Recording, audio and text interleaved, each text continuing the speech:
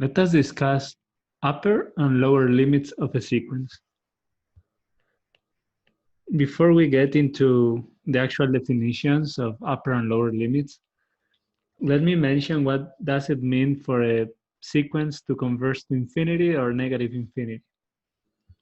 So let's say we have a sequence of real numbers, Sn, and we will say that Sn converges to plus infinity if and only if for every real number m, there exists a number n, an integer number n, such that if lowercase n is bigger or equal than capital N, then Sn is bigger or equal than m. This means Sn converges to plus infinity. Remember, plus infinity is not a number, it's a symbol that represents something bigger than any number, okay? It's the extended real system. On the other hand, Xn converges to negative infinity if and only if for every m real number there exists a number n such that if n is bigger or equal than n, then Sn is lesser or equal than m. So here what we are saying is that as if you pick any number m that you think it can bound your sequence, if you wait long enough, the sequence will surpass, either grow more than that number or go less than that number. Now, for the actual definition of upper and lower limits,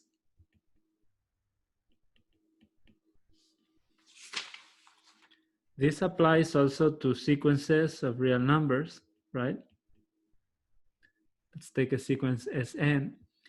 And to define the upper and lower limit, we need to define the set E, which is the set of numbers x such that, well, actually, numbers x in the extended real number system. That means that infinity and negative infinity are also allowed. Okay, so this is a set of numbers x that are a subsequential limit of the sequence. Okay, that means such that there exists some subsequence Snk that converges to x. Okay, so we write Snk converges to x for some subsequence Snk. Okay, so here, if we want, we can say that informally that this set E is the set of all subsequential limits.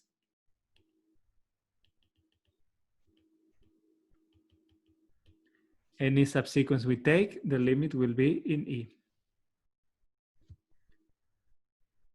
Well, all subsequential limits and possibly infinity and negative infinity.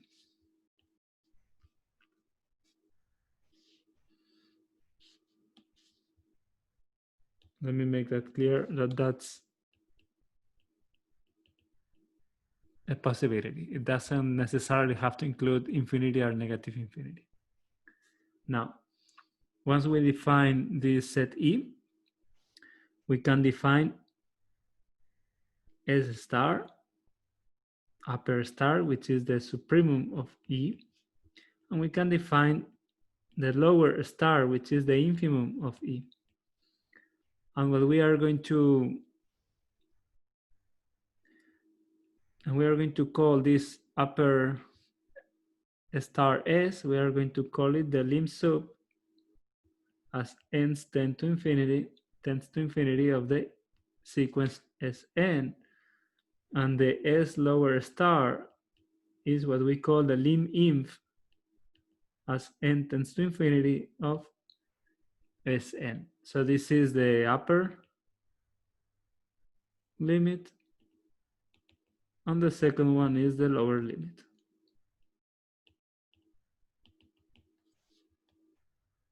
And this makes the definition, the whole thing. And here there are a few things I want to note. Okay, the first thing is that when we say lim sub, notice that I'm writing it together and the n to infinity is below the whole thing. I'm not writing limit as n tends to infinity. Let me write the sequence here. I'm not writing limit as n tends to infinity of the supremum of Sn, okay? So lim sub is a single word, it's not lim and then sub. This is very important because it creates confusion when we learn it for the first time. Okay, so this is what we are talking about. Now, let me do a quick picture. So here what we are saying, so we may have a sequence of real numbers, okay, that is maybe accumulating somewhere at some points, okay? But it keeps jumping around and it just keeps going and going and going and going and going. Okay, but did you notice what happened there? At some point, you see that it jumps somewhere out of that you see a point appear. Most of the time, you just don't see any new points appear. Okay, so here what is happening, this is creating this particular sequence that I drew here has 4 accumulation points for subsequential limits. Okay, so these are the elements of E.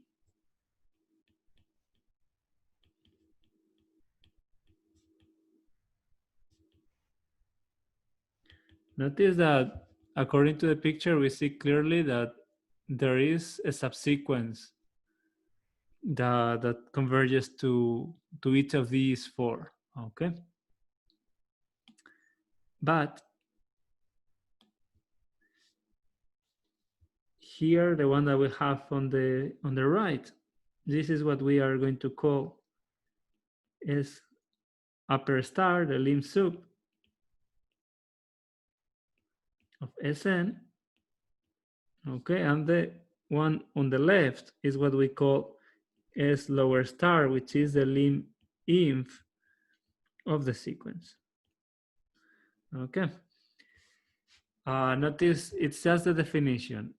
We are taking the supremum of E, the set of all subsequential limits. So we are taking the supremum, we are taking the infimum. Okay. And then there may be some other limit points in between, some subsequential limit points in between. Let's see some examples. But this is the idea I want you to have in mind, okay? One very interesting example is if we take Sn, the sequence of all rational numbers.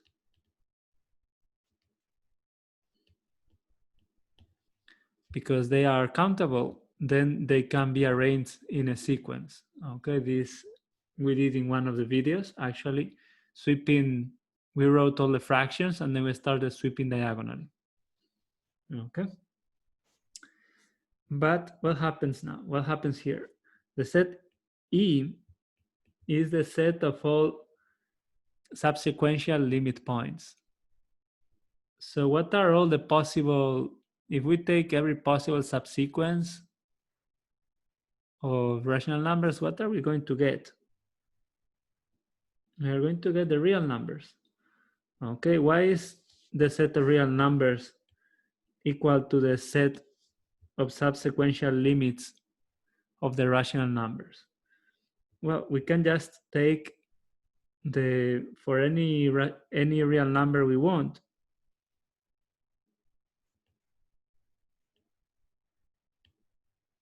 Okay, let me say for any real number.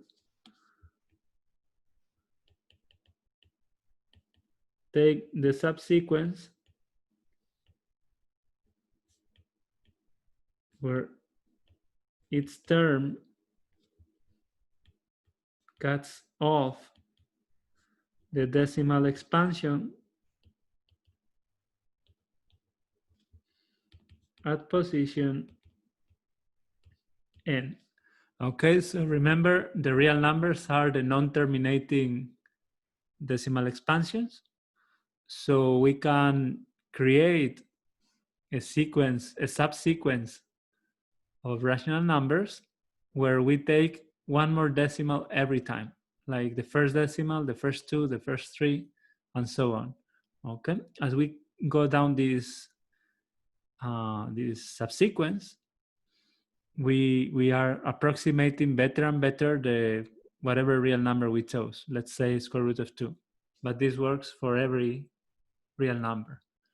Okay, and all these terminating decimal expansions, they are rational numbers. We saw this in the videos in the first week.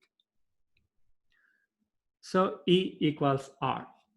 But then if we look at the lim sup and the lim sup of Sn as n tends to infinity is going to be plus infinity. Okay, because all the real numbers are subsequential limit points, but they are not bounded. And likewise, the lim as n tends to infinity is negative infinity. All right. One more example. Let's say we take the sequence Sn, which is negative 1 to the power n divided by 1 plus 1 over n. So this one is alternating. Okay. And in this case, we have that the lim sup as n tends to infinity is equal to 1, and the lim inf as n tends to infinity of Sn is equal to negative 1.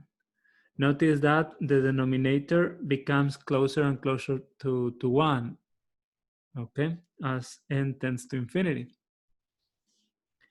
And then the numerator keeps alternating between negative 1 and 1. Okay, so what we are going to be seeing is if this is negative 1 and this is 1, we are going to see numbers that start approaching the endpoints and eventually accumulate, always alternating, and always closer and closer to 1 and negative 1. Okay, so we are going to have two possible subsequential limits here. Now, couple of quick facts that are useful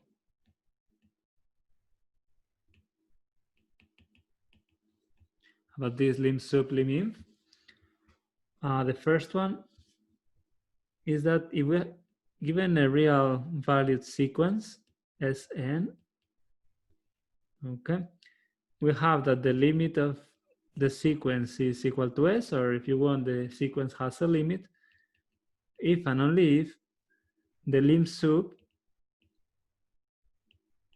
and the lim inf coincide.